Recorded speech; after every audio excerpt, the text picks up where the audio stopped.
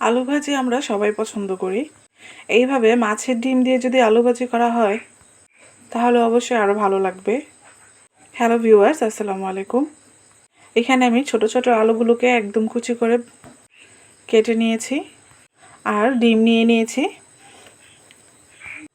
ডিম আর আলু ভাজিকে একসাথে মাখিয়ে নিতে হবে, না হয় ভাজা করার সময় সবগুলো একসাথে লেগে যায়।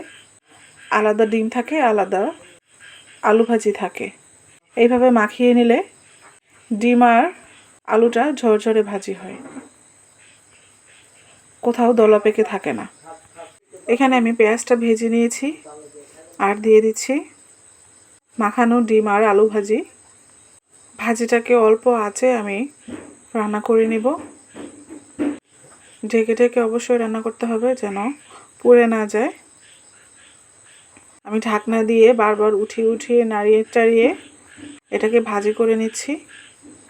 মাঝামাঝি অবস্থায় দিয়ে দিচ্ছি হলুদ আর দিয়ে দিব মরিচ গুঁড়া।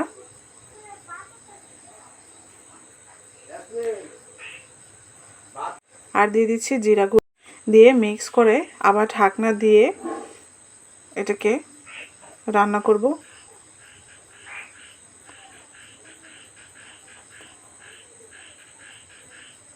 আমি এখানে প্রথমে কোনো লবণ ব্যবহার করিনি, কারণ লবণ ব্যবহার করলে আলুটা থেকে পানি চলে আসতো আর আলুগুলো ভেঙে নরম হয়ে যেত।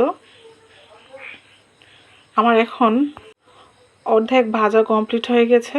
আমি এই মুহূর্তেই লবণটা ব্যবহার করেছি। এখন সবগুলো আবার নাড়িয়ে চাড়িয়ে ভালো করে মিশিয়ে নিচ্ছি।